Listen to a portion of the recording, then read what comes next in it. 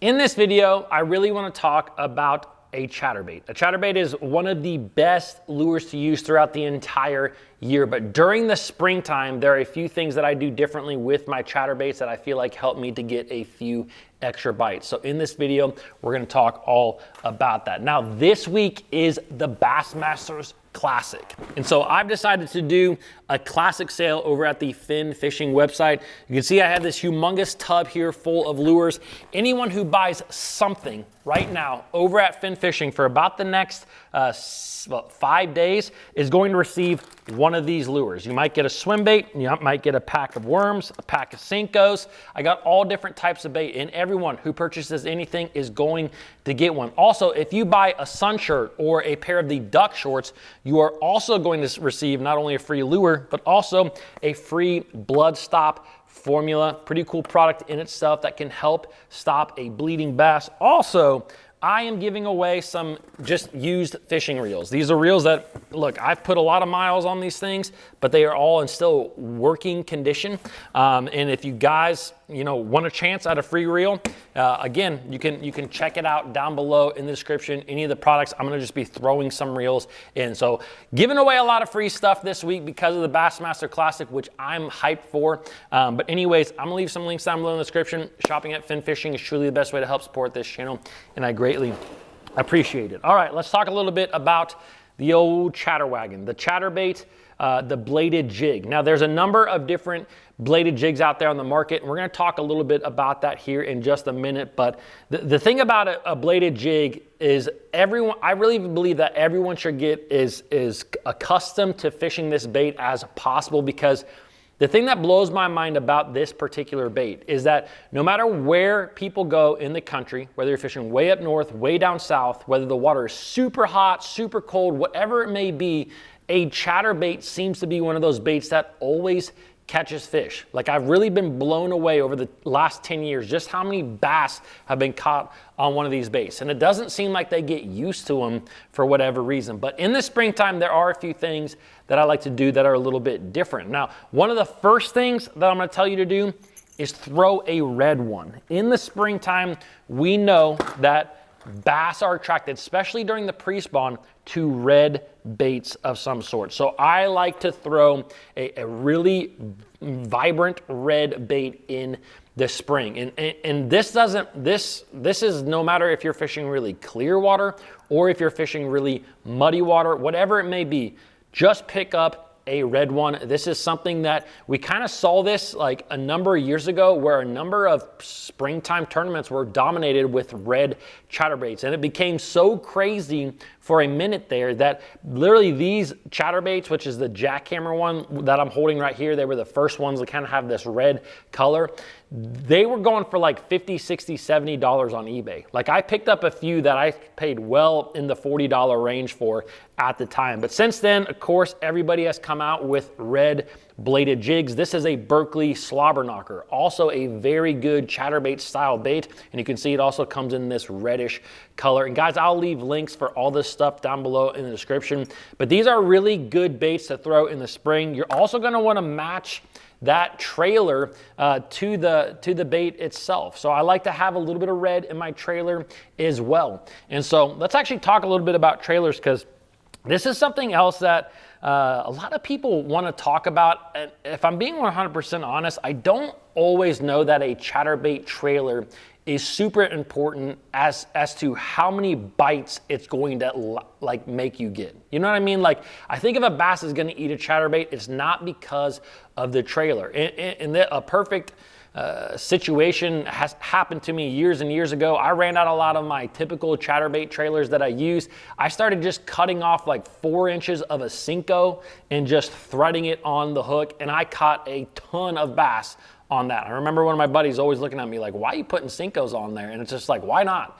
The thing about a chatterbait trailer is that, your bait is vibrating all over the place. It's gonna make whatever trailer on there just go crazy because of the vibration that the actual bladed jig has. Now, with that being said, I do like certain chatterbait trailers in certain things. And in the springtime, what I end up doing a lot is fishing a chatterbait around wood. And if you guys have fished a chatterbait around wood, you know that it can be a little bit difficult to get that bait to come through there without hanging up. So real simple fix to that situation is a lot of chatterbait trailers, for example, like these ones here, this is the Yamamoto, like I believe it's called a Seiko trailer. You can see that it's a little bit taller than it is wide. So if you have a bait like this, all you got to do to get it come through wood cover, flip it on its side. Fish this thing on its side. You want to have a bait that is a little bit wider and actually rig it perpendicular to the hook itself. That wide trailer on a chatterbait like this is going to allow that bait to come through wood without getting it hung. Now, I'm not saying that it's perfect, but it is substantially better than if you have this same trailer rigged kind of like vertically, where it is kind of taller, if that makes sense. So any type of trailer out there, I've used Yamamoto beavers on it. I've used structure bugs from Strike King. Those wider trailers are going to allow that bait to come through wood cover, which I do a lot in the spring. So very, very important thing that I always do. The other thing that is very important that I do a lot is that I like to experiment with different chatterbaits, whether that is chatterbait in like the actual chatterbait, like the Z-Man chatterbait brands, or outside. The thing about it is that in the springtime, a lot of guys know that a chatterbait is a good bait. And if everybody is fishing a lot of the exact same chatterbaits, as we say all the time on this channel, if you can be doing something a little bit differently, you are going to catch a few more bass. For example, this is the jackhammer chatterbait, probably the most popular one out there on the market. It has a lot different vibration than the Berkley slobber knocker, which also has a lot different vibration than the original chatterbait. And I've actually taken these things underwater and listened to them, and they all sound very, very different. So the reason that that's important is that when you get into these situations in the spring, when a lot of guys are fishing chatterbaits, sometimes just simply switching up the bait that you are fishing to a different one. You know, sometimes I like to use, you know, like a chatterbait mini max that has a lot smaller blade to it. The new chatterbait Evo, which has a tungsten head to it, has a tremendously different sound to it. So therefore, again, it's just a little bit different than the normal that those bass are used to. And I'm telling you, that is what can get you some extra bites. So experiment a little bit with your bladed jigs. You don't always have to use the exact same one that everyone else uses. Sometimes something that's just a little bit different can catch you a lot more bass. The original chatterbait, I've actually used this a lot more recently, and the crazy thing is this is about 3 times less than the jackhammer. The jackhammer costs about 3 times more than the original. So it's a very, very good bait. I like to switch it up a little bit in the spring. The other thing that I want to talk to you about is your chatterbait rod. I've talked about this a lot on the channel. Having the right chatterbait setup is very, very important. This is something that I went through ups and downs with a lot throughout the years, because probably just like a lot of you guys, when I first saw a chatterbait, I'm like, it's a jig, you know, just a jig with a blade on it. So I used my jig rod, a medium heavy power, even a heavy power at times, and a fast action. And I caught fish on that particular thing, particular rod for a number of years on a chatterbait, but I would lose some every now and then. And I would notice that sometimes I would flip a fish into the boat and it would come off midair. I also noticed that some of these fish were hooked, right on the tip of the lip. So I started experimenting a lot with my rod, and I really started listening to what a lot of like your best chatterbait fishermen in the world were fishing. And all of the best ones, like the 3 that I can think of off the top of my head, they all use almost the exact same rod, and that is a composite rod. A composite rod is made half of graphite, half of fiberglass. So you're not gonna have quite the sensitivity that you have with a pure graphite rod. But the thing is this has a very parabolic bending action to it. And the thing about it is when a chatterbait is coming through the water, if a fish goes up to bite this thing, you're bringing it horizontally through the water.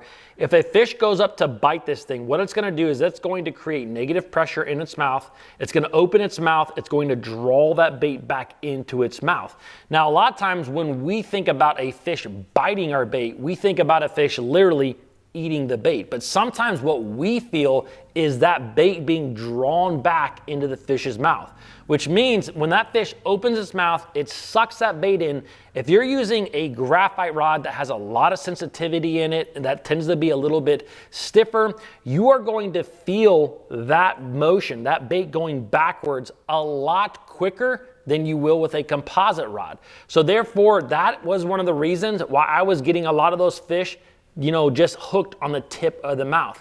Switching over to that composite rod, the biggest thing that I noticed, one, I feel like I lose way less fish. You will lose some fish. Like, it's just gonna happen from time to time. I'm not saying it's a perfect rod, but the thing is that you don't quite feel that inhale quite as much, and it seems like every fish that I hook is like down there. It is in the really deep down in its throat, and you just get them. So the rod that I've gone with over the years, this is, and guys, you guys can actually get 10% off of any of these rods, just so you guys know, by using my coupon code over at ARC. But this is the Bihete rod. I believe this is a $139 rod by ARC.